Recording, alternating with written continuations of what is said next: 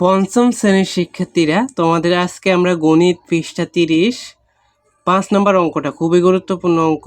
5 পারলে তুমি 6 নিজে করতে পারবা। হ্যাঁ, তো দেখো 12টি কলা এবং 8টি পেঁপের মূল্য একত্রে 616 টাকা। 12টি কলা আর হচ্ছে 8টা পেঁপের মূল্য একত্রে মানে দুইটা যোগ করে 616 টাকা।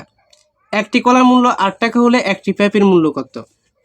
এই অঙ্কটা খুবই গুরুত্বপূর্ণ, এটা যদি তুমি পারো পরেরটা নিজে করতে পারবে। তো আমরা এখন সমাধান করব। দেখো একটি কলার মূল্য দেওয়া আছে না, এখান থেকে অঙ্ক শুরু করতে হবে। তো আমরা লিখবো, অঙ্কতে লিখবো একটি কলার মূল্য।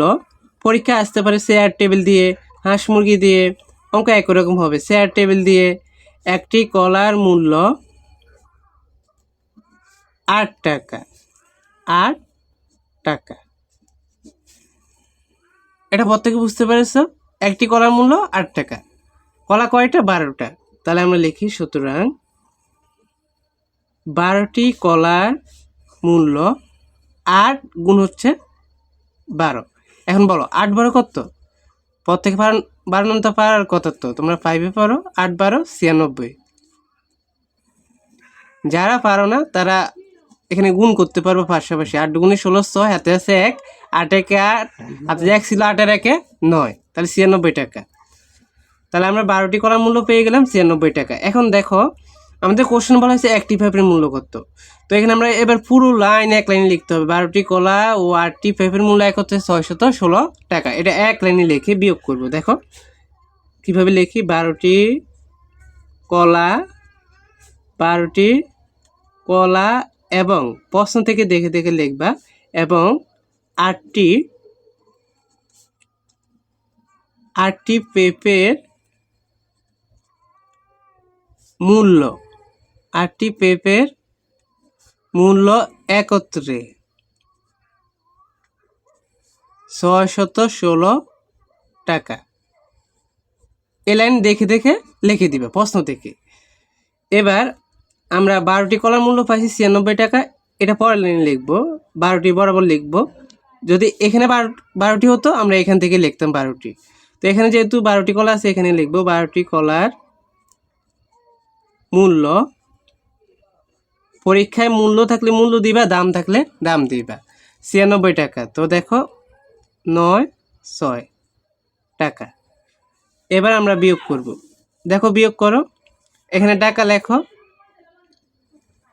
6 6 বিয়োগ করলে 0, 9 আছে 11 হবে 2 হলে, তারপরে হাতে আছে 1, 1 আছে 6 হবে 5 হলে, তাহলে 520 টাকা। তাহলে বিয়োগ করলে 12টি কলা বাদ থাকবে কে? 8টি পেঁপে। তাহলে আমরা লিখি 8টি পেঁপের মূল্য। 8টি পেঁপের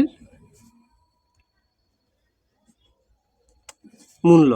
সুতরাং একটা পেঁপের মূল্য বের করতে বলা হয়েছে। একটি পেঁপের মূল্য, তো 8টা পেঁপের মূল্য যদি 520 টাকা হয়, একটা পেঁপের মূল্য কম হবে না, এই জন্য ভাগ করতে হবে।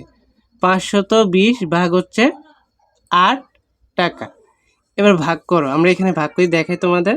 8 ভাগ হচ্ছে 520, তাহলে 2 সংখ্যা নিতে হবে, 52 পর্যন্ত নিতে হবে। হ্যাঁ, 8 6টা 48, 7 8টা 56, 6 বার দিতে হবে, 6টা 48। এবার বিয়োগ করো, 8 আছে 12 হবে 4 হলে, হাতে আছে 1, 4 আর 1 5, 5 5 মিলে গেলে 0। দেখো এই 0 নামাইতে হবে। তাহলে 5 8 40, তাহলে কয় টাকা হয়েছে? 65 টাকা।